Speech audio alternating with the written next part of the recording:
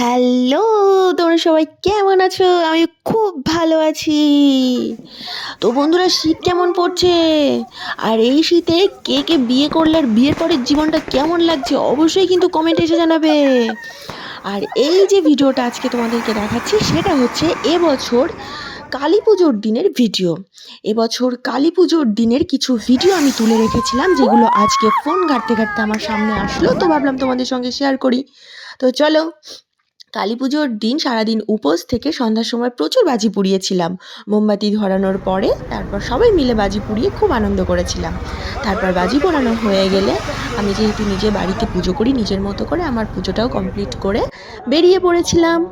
বেরিয়ে এই যে এটা হচ্ছে দোগাছি সিদ্ধেশ্বরী তলা, এখানে পুজো হয়। আর আমার হাজব্যান্ড অর্ণব, ও যেহেতু কৃষ্ণনগর সিদ্ধেশ্বরী কালী মন্দিরে পুজো করে প্রত্যেক বছর, তো তারপর সেখানে চলে গেছিলাম আমরা। এই যে পৌঁছে গেছি কৃষ্ণনগর সিদ্ধেশ্বরী কালী মন্দিরে। তারপর কালী মন্দিরের মধ্যে প্রবেশ করেই তো দেখি প্রচুর ভক্তবৃন্দের সমাগম। কারণ ওই দিন তো ওখানে প্রচুর ভক্তবৃন্দের সমাগম ঘটে, কারণ প্রচুর জাগ্রত জায়গা তো এটা, মা খুব জাগ্রত ওখানকার। এবং আর গিয়েই কিন্তু ওখানে প্রসাদের জন্য কুপন কেটে নিতে হয়, তো অর্ণব দুটো কুপন আমাদের দুজনের জন্য নিয়ে নিয়েছিল। তো তারপর গিয়েই দেখি পুজো তো অলরেডি ওখানে শুরু হয়ে গেছে, কারণ ওখানে টাইম টু টাইম সমস্ত কিছু হয়।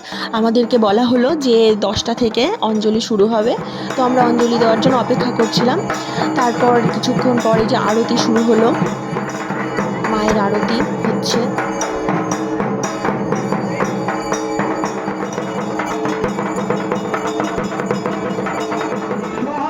এবং আরতি সম্পূর্ণ হওয়ার পর এই যে অঞ্জলি দেওয়া শুরু হয়ে গেছে। আমার হাজবেন্ডটি আবার মন্দিরের একদম ভেতরে গিয়ে দাঁড়িয়েছিল, মানে মায়ের কাছাকাছি গিয়ে দাঁড়িয়েছিলেন, ওই জন্য ওনার ভিডিওটা আর করতে পারিনি, ওনার মুখ দর্শন পাইনি এই ভিডিওতে। আমি আমার মতো করে করে নিয়েছিলাম। তারপর অঞ্জলির পরে যে ফল প্রসাদ বিতরণের পালা। আর এইদিকে আমি আর আমার বর দুজন মিলে এইদিকে মোমবাতি ধূপকাঠি এগুলো এখানে ধরাচ্ছিলাম।